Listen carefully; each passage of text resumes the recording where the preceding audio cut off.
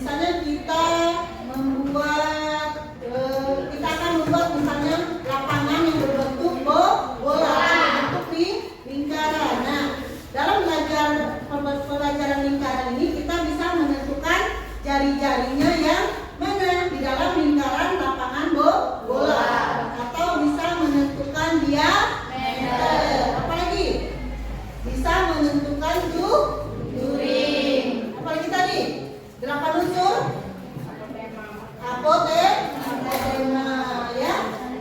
Nah, kemudian tujuan pembelajaran yang akan kita capai pada hari ini itu tadi dari unsur-unsur lingkaran. Jadi dapat menentukan apa tadi nak? Kedelapan unsur lingkaran tadi. Coba bisa disebutkan lagi supaya lebih ingat. Coba yang pertama unsur, kedua jari-jari, tiga diameter, empat tali unsur, lima apotema, enam juring, tujuh lereng, delapan sudut. Itu berarti akan kita pelajari pada tujuan pembelajaran kali ini. Baiklah anak-anak, untuk memudahkan kita memahami ya tentang lingkaran, Ibu akan menayangkan video pembelajaran. Silakan kalian perhatikan ke layar di depan. Silakan.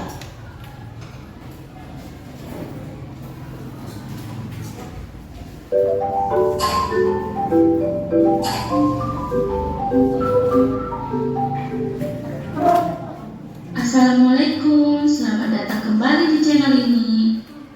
Di video kali ini kita akan mempelajari materi matematika, yaitu tentang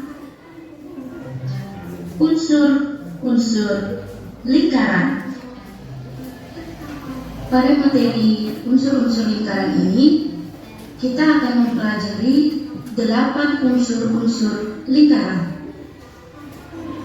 Dimulai dari titik pusat, jari-jari, diameter, busur, tali busur, juring, tembereng, dan apotema. Sebelum kita masuk ke dalam unsur lingkaran yang pertama, kita harus mengetahui apa pengertian dari lingkaran tersebut.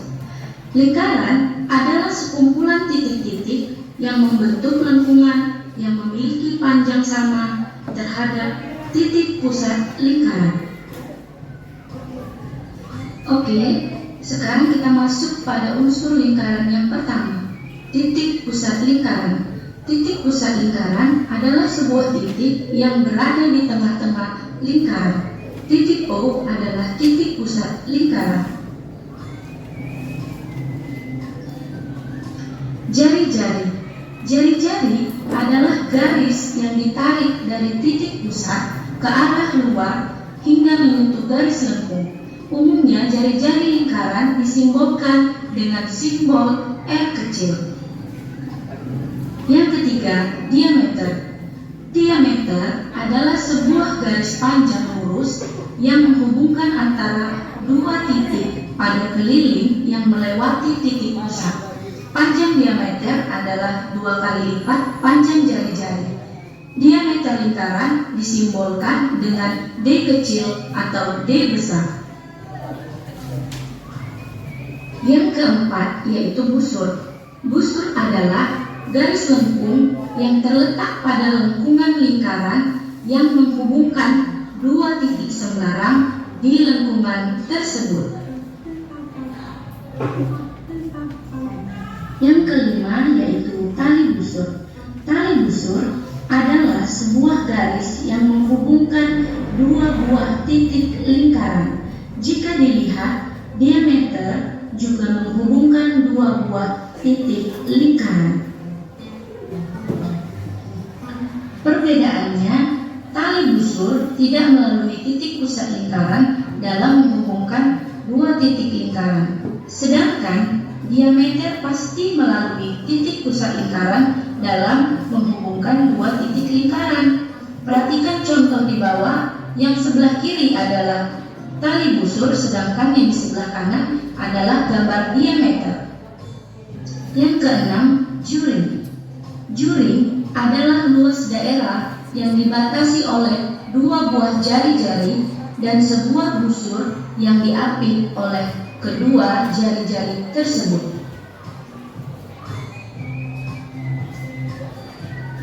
Yang ketujuh adalah tembereng. Tembereng adalah suatu daerah di dalam lingkaran yang dibatasi oleh busur lingkaran dan tali busur lingkaran.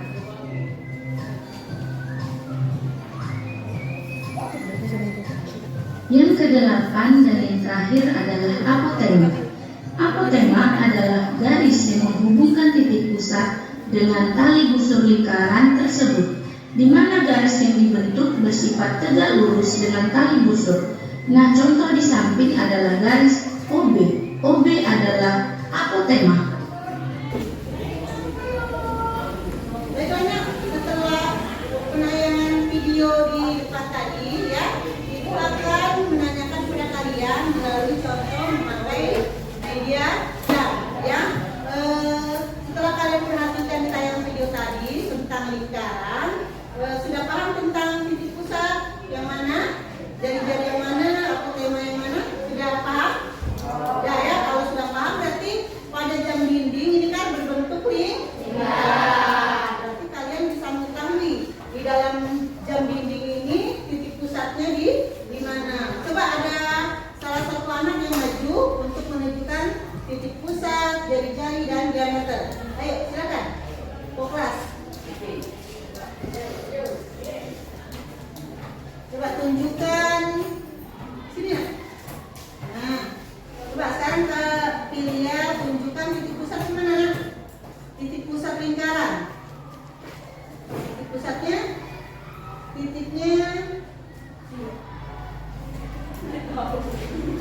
titiknya berarti di tengah ke sini, nah ya. Yang lain bisa. Titik pusat lingkaran berarti di tengah-tengah ini. Kemudian sekarang untuk diameter, boleh ditunjukkan yang mana? Diameter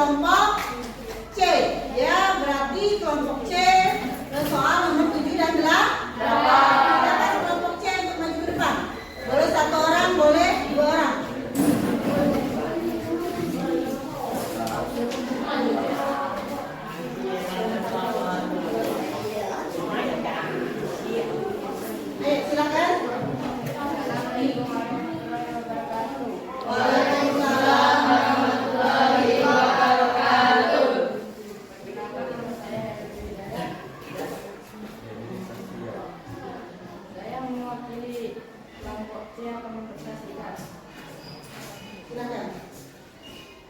Tembereng. Ciri dari tali busur lingkaran: 1. Berupa daerah di dalam lingkungan. 2. Dibatasi oleh tali busur dan busur lingkaran. Sebutkan nama tembereng lingkaran pada gambar di atas. Mirror: A ke O dan B yang disebut dengan minor. Mayor: J ke P, P dan P ke G, dan mayor. Mayor: K ke Q, Q ke J. Sebut pusat ciri-ciri dari tali busur lingkaran. Bentuk jarum 2 setengah garis atas itu. 2. Bentuk disebut dengan titik pusat lingkaran. Sebutkan nama sudut lingkaran pada gambar di atas. A, O, B, D, B, D, dan K, O, B. Sekian, terima kasih.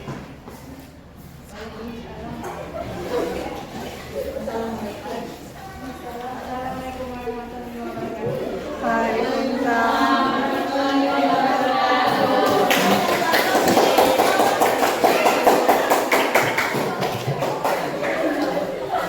Baiklah anak-anak, dari ke-8 soal ya, ciri-cirinya sudah dijelaskan dari kelompok A, B, dan C. Apakah sudah dipahami? Apa ada yang masih bingung atau belum paham? Sudah paham semua? Ya, baiklah. Pada pembelajaran kali ini kita sudah mempelajari yang pertama apa? Yang pertama lingkaran. Yang pertama berarti titik pusat. Yang kedua apa untuk lingkaran? Jari-jari lingkaran. Yang ketiga yang keempat yang kelima yang keenam tujuh yang kedelapan. Nah, dari unsur-unsur lingkaran tersebut, ciri-cirinya, kemudian bentuknya, sudah bisa dipahami semua? Sudah ya? Nah, berarti pembelajaran kita kali ini ada kesulitan tidak? Tidak ada kesulitan, sudah bisa dipahami semua? Ya. Kalau sudah, semangat belajar untuk pembelajaran selanjutnya. Baiklah, sebelum kita mengakhiri pembelajaran kali ini, kita sedikit terlebih dahulu ya Nek, supaya pikiran kita untuk pembelajaran selanjutnya lebih rileks, lebih fokus untuk pembelajaran selanjutnya. Jangan ngantuk. Baiklah, ada salah satu anak atau siswa teman kalian yang akan memimpin ekspresi di depan. Ayo silakan.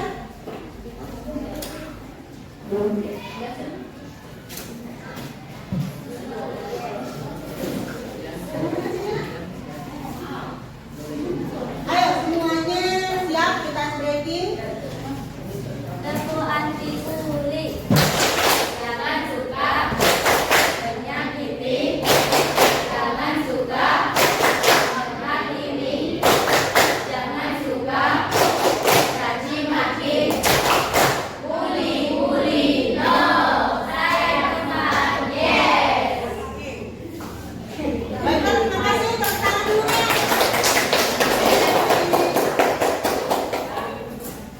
Baiklah Nak, kita akhiri pembelajaran kita hari ini dengan mengucapkan Alhamdulillah. Kita ketemu lagi di pelajaran selanjutnya. Aku akhiri, wassalamualaikum warahmatullahi wabarakatuh.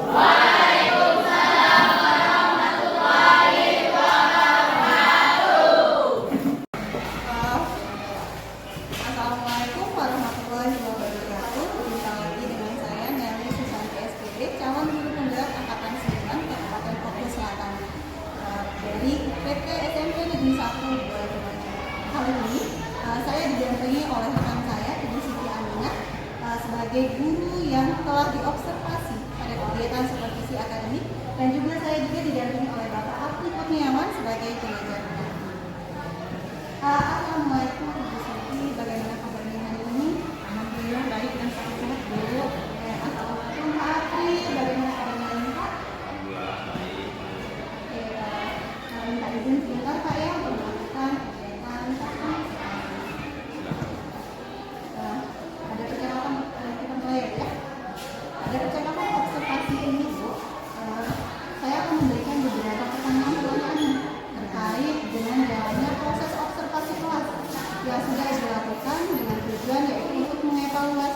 sejauh mana proses pembelajaran yang sudah dilakukan. Untuk pertanyaan yang pertama nih, bagaimana perasaan Ibu terkait dengan jalannya kegiatan observasi kelas yang sudah dilakukan? Karena belum terbiasa, mungkin saya awalnya merasa tegang. Namun alhamdulillah berjalan dengan baik dan lancar. Dan alhamdulillah sudah berjalan dengan baik, ya. Bisa diceritakan kembali area pengembangan apa yang sudah Ibu lakukan di dalam kelas, kemudian langkah-langkah atau tahapan-tahapan pembelajaran apa saja yang sudah Ibu lakukan di dalam kelas. Mungkin kalau tahapan, tentu saya membuat perangkat pembelajaran. Oke. Kemudian untuk area pengembangan, mungkin di area pengetahuan dan juga keterampilan. Nah, untuk pengetahuan, siswa biasa bisa memahami dan menjelaskan unsur-unsur lingkaran. Sedangkan keterampilan, itu siswa dapat menentukan unsur-unsur lingkaran melalui benda-benda konkret. Begitu. Oke, jadi area pengembangan itu berkaitan dengan pengetahuan dan juga keterampilan ya. Nah, menurut Ibu, sejauh mana area pengembangan yang sudah Ibu sampaikan tadi? Apakah sudah berhasil dilakukan di dalam kelas atau belum? Alhamdulillah menurut saya sudah berjalan dengan baik, namun masih ada kekurangan. Oke, jadi sudah dilakukan dengan baik ya Bu ya, sudah berjalan dengan sesuai keinginan Ibu juga. Tapi masih ada kekurangan. Nah, menurut Ibu, apa kekurangan yang mungkin menjadi kendala saat Ibu hadapi dalam kegiatan proses pembelajaran di kelas? Kekurangan kehormatan yang sering terjadi sepertinya mungkin dialami oleh guru-guru yang lain juga. Masih ada beberapa siswa yang kita ingin terlibat dalam kegiatan belajar. Artinya siswa tersebut kurang aktif atau belum memahami. Oke, jadi ada beberapa siswa itu yang kurang aktif ya Bu ya, dan mungkin hanya mengandalkan teman saja. Kira-kira mengapa hal itu bisa terjadi? Kenapa siswa itu kurang aktif, tidak mau terlibat dalam kegiatan diskusi? Mungkin dalam pembagian kelompok jumlah siswa dalam kelompok tersebut terlalu banyak. Kelompok pada saya sudah membagi kelompok berdasarkan kesiapan belajar siswa. Jadi menurut Ibu jumlah siswa dalam kelompok terlalu banyak ya Bu ya. Lalu bagaimana langkah yang akan Ibu lakukan dalam menyelesaikan permasalahan pembagian kelompok ini? Tadi saya hanya membagi kelompok belajar siswa berdasarkan hasil pemetaan kesiapan siswa. Sehingga dalam sekelompok terdiri dari 7 sampai 8 siswa. Dan dalam membuat beberapa siswa tidak terlibat aktif dalam kegiatan pembelajaran. Mungkin untuk selanjutnya saya akan membuat kelompok belajar yang terdiri dari 4 sampai 5 siswa saja. Untuk pembagian kelompok menggunakan minat, daya belajar dan kesiapan belajar siswa. Misalnya ada kelompok yang daya belajarnya kan suara otomatis dan aktif, sehingga anak akan merasa lebih nyaman. Ya, jadi pembelajaran saya sesuaikan dengan kenyamanan anak tersebut. Dan mungkin saya juga perlu melakukan wawancara sederhana kepada anak-anak agar menyesuaikan pembelajaran dengan minat, gaya belajar dan juga kesiapan belajar siswa. Oke, jadi itu adalah rencana Ibu ke depan ya Bu ya. Pada saat nanti proses pembelajaran ke depan, Ibu nanti akan menyesuaikan dengan kenyamanan siswa ya Bu, dengan menggunakan gaya belajar masing-masing. Dari menggunakan gaya belajar visual, kinestetik, ataupun auditorik gitu ya Bu. Nah, dan tentunya pembagian kelompok juga nanti mungkin sedikit lebih, misalnya sedikit lebih sedikit dari yang kemarin, kemudian disesuaikan juga dengan gaya belajar, minat, dan juga fasilitas dari siswa. Oke Ibu, mudah-mudahan nanti yang Ibu rencanakan itu dapat direalisasikan dengan baik dan memberikan proses-proses pembelajaran yang lebih baik lagi dibandingkan yang kemarin ya. Saya tunggu cerita Ibu nanti apakah bisa direalisasikan dengan baik atau tidak. Nah, Ibu kapan Bu kira-kira Ibu akan melakukan perubahan dalam rencana yang akan Ibu sampaikan tadi? Mungkin untuk waktu sudah saya rencanakan, tapi insya Allah saya akan lakukan secepatnya. Oke, jadi secepatnya Bu ya. Baik Ibu, terima kasih atas jawabannya. Mudah-mudahan proses pembelajaran ini dapat direalisasikan dengan baik. Dan terima kasih juga atas umpan balik dan juga tanggapan-tanggapan terkait dengan kegiatan pasca observasi. Nah sekarang waktunya nih Pak. Saya punya tanggapan dari Pak Aksi terkait dengan jalannya proses pendekatan pasca observasi.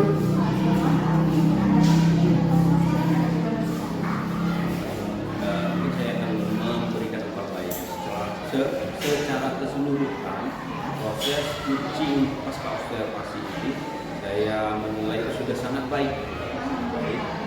Dari proses tirtanya itu sudah kelihatan tujuan, identifikasi, kemudian rencana aksi ini sudah ada tadi, kemudian komitmennya, tanggung jawabnya juga sudah ada tadi kan, itu sudah ada semua.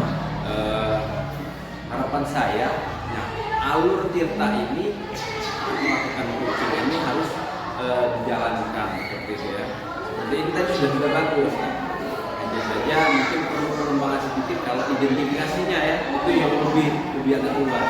Kemudian hanya sedikit sekali tadi ada kata-kata yang agak mengganggu, kira-kira. Oh iya. Ya, itu yang agak ini, tapi itu hanya sedikit ya. Kalau tidak pakai kira-kira kan lebih baik sebenarnya, lebih bagus langsung saja dengan kata-katanya. Mungkin itu akan balik untuk pengembangan untuk lebih membaguskannya lagi seperti itu.